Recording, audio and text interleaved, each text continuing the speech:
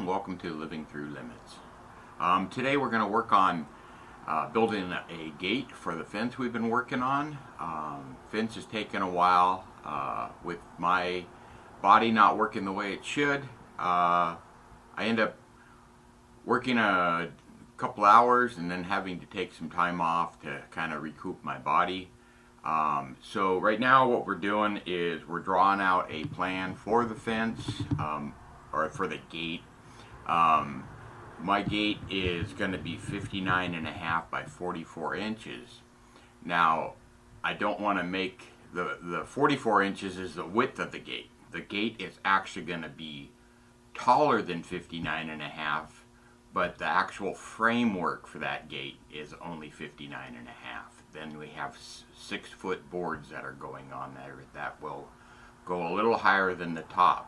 So I'm drawing out a basic plan for this gate, and that way I have something to go by as I'm building it and not just trying to go off my head. I'm sketching out the gate, basic gate.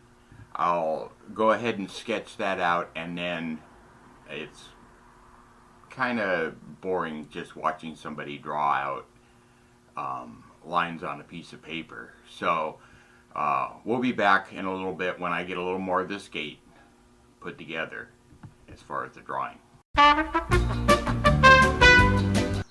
Okay, now we're back. I drew out my basic. Hopefully you can see this on video. I drew out my basic gate, and it's got its side pieces and the top and bottom, and the side pieces are made out of 2x4. The bottom and the top are made out of 2x6 Douglas fir, and then there's a center rail to help keep the fencing, which is 1x8 redwood, from warping, and it's made out of 2x4. Now this side of the gate is my hinge side. Now this is looking from the inside of my property out towards the road or whatever. So on the other side of this will be the actual fencing. So this is what I'll see on the inside. So then I made cross braces that are just above these the bottom rail and the second one up, and this will help keep the gate from sagging. So these are in, and then on this side, on the outside of the gate, will be the hinges. And I can't put the hinges on until I get at least one piece of my redwood on here. So what we're going to do now is I'm going to cut my side pieces and my top and bottom piece and get them fitted in, and then it's going to take a little bit of time because I'm a kind of a perfectionist, and so instead of just putting screws in here that'll be seen and everything, I'm actually going to lay out all my pieces, mark them, and then I will take and use my doweling jig, which allows me to drill straight holes in precise areas, and I'm going to put dowels and glue in all these, and then it'll be a pretty secure structure. I have a waterproof glue that I use by Tight Bond 3, and so we'll get the materials together and get some of that cut out and get this thing going on getting it put together so we can get it up before the rains around here come back and slow me down again.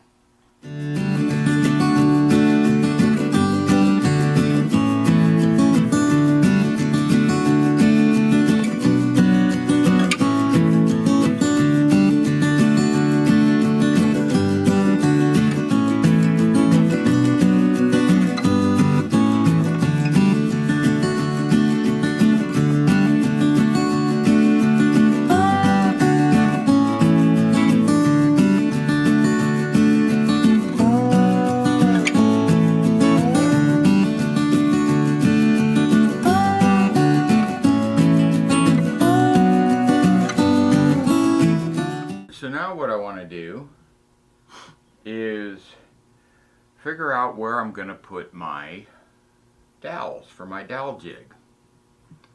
I want to make sure my frame is square. My wood's a little on the wet side, so I got to make sure that I get everything clamped in here and square and even and all that kind of stuff, and make lines so I have my dowels in the correct spot and matched up for gluing this together.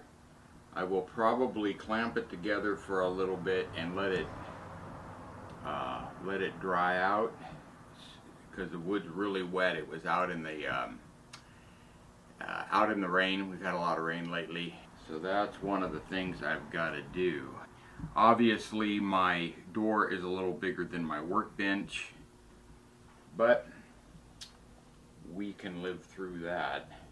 So I think I'm gonna go over and get a couple of clamps and see what I can do here in my overcrowded shop. So what I'm gonna do is I'm gonna adjust my clamp, my rusty clamp that are probably as old as I am, which we won't get into that. Turn these over. Can anyone guess why they're called pipe clamps? Because you use pipe. So a nice thing about these is you can, if you need a shorter clamp, you can cut yourself and thread. You have a way to thread things, a shorter pipe, and not have so much to work with. What I did the other day, we went to the local hardware store. If I can, I like to go to the locals and not the big box stores. I like to support my local town. Sometimes you can't help it because the big box stores, if you know what you need, have a bigger inventory. But when I went to the big box store, you know, you always buy cans of spray. This is just silicone spray, I got it from Napa, but you're always buying spray cans. Well, being that not only am I physically limited to a budget, I bought my WD-40 in a gallon can. And so that with that gallon can, I can make, well, if you have a quart spray bottle, that's 4 quarts. How long does it take you to go through 4 quarts of spray? You're not paying for all that propellant and stuff that's in those cans. And that really helps out. And I'll go over here to where my other stuff is. And I'll show you what I did is I bought a gallon can of WD-40, and I bought 2 Ace brand spray bottles, all-purpose spray bottles. Okay, here we are back here. So I grabbed a screwdriver, and I was gonna grab a regular hammer, but it's not good to beat on your screwdrivers with a regular hammer. So I got a rubber mallet. So I just put a little hole in here, kind of lift up, and it pops right off. So now I can put my WD-40 in my spray bottle. And you know what? I'm gonna go get a funnel. So I went into my garage, got a funnel. Really helps when you're trying to pour a liquid into a bottle with a small neck, and this stuff's too expensive to just be dumping it on the ground. So just take our container here. Okay, so let's see what happens. Take your rag so we don't get it all over the place. See if we get that bottle primed up. Adjust the nozzle a little bit. And look at that. And it stays. And let's spray off the little screw thing a little bit. leaving myself enough room to work. I can kind of clamp this end, make sure I'm flat across and there's a high spot. So what I'm going to do too is once I get this together, make sure it's all sanded even. Then I'll take and put that in the center where it needs to be, and we'll move the other one down. Then I can come in here and make marks on the 2x6 to 2x4. We'll put 3 in here, and where we have the 2x4, we're just going to have 2, and then we're going to have cross braces like we showed on the kind of the rough drawing that I made. We have cross braces which will support this gate, help it from sagging. So let me get my other clamp. Okay, now we're doing the other side. I'm going to kind of get this sort of put where it needs to be, just because when I clamp this end, it's going to hold it. So one thing I noticed is I need to have my clamps completely out of the way. In doing so,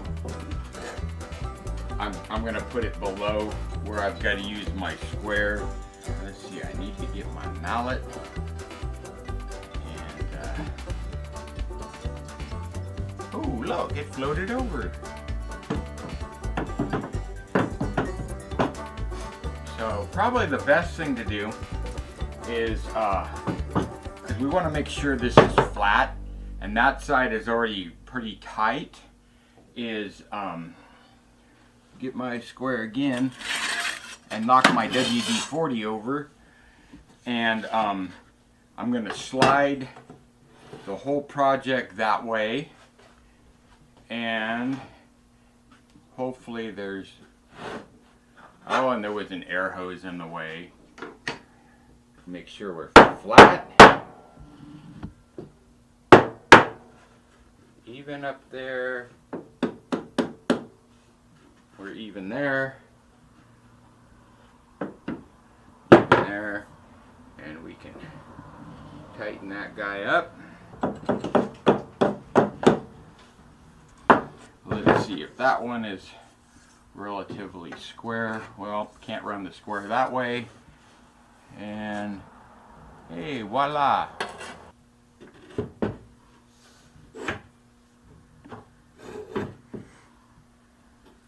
And get it close. Making sure that we're not below the bottom of our wood. And we're clamped together. Okay. And I think that'll finish up this part of the video, and we'll get the cross braces made and kind of show how we do the pocket, or the, not pocket holes, we're doing dowels. You know what, while I'm still got you here, let me show you what I mean by a dowel jig. This is what I mean by a dowel jig. This is a jig I bought, oh, probably 25, 30 years ago. It's been really good. You know, you don't have to buy all the fancy different things to make wood stick and everything. The dowels I'm using are only 5/16 of an inch. Let me show you one of those. Actually, this package isn't opened yet, but there's a whole package of dowels. They're 5/16 of an inch. So what you want to do is I just have an inexpensive drill bit set, and when your eyes start to go bad, you have to kind of get it in the light to find, there's the 5/16. And what I do is I just go through until I find the one it fits in, pull it out. This is a hardened guide that goes in the jig. So what I do with these jigs, see, you really want your dowels centered. So what I do is I just get the size of this and then get this as close, because you want your little hardened seat to be right in there. So I hold this down, make sure it's there, center that guy off, and then once you find your center, so you can be centered on this piece and this piece, following your mark, because your mark will go right to where that's the center line, going this way, or going this way, I mean, that's where you want it. And then you'll want to set this so the wood, so this part of the jig is centered going down. And then this is just for demonstration purposes. What I usually do is I'll find out where my drill bit sits. I'll have my dowels, and usually I open these with a knife, and so then I can go, okay, halfway of this, take a piece of blue, it's just painter's tape, I'll mark how far I need to go down, and then that's how far each one of those holes. I'll go a little bit deeper than I actually want, because you're going to put glue in here, tap it down, and then hold it in place. So that's it for this video. Hope you enjoyed it. Please subscribe to our channel, give the thumbs up if you like this video, and leave any comments you want down below. And we have a link for our email address. Any other comments you can leave me there. Please let me know if there's something you want to see on Living Through Limits, and we'll see you on the next video.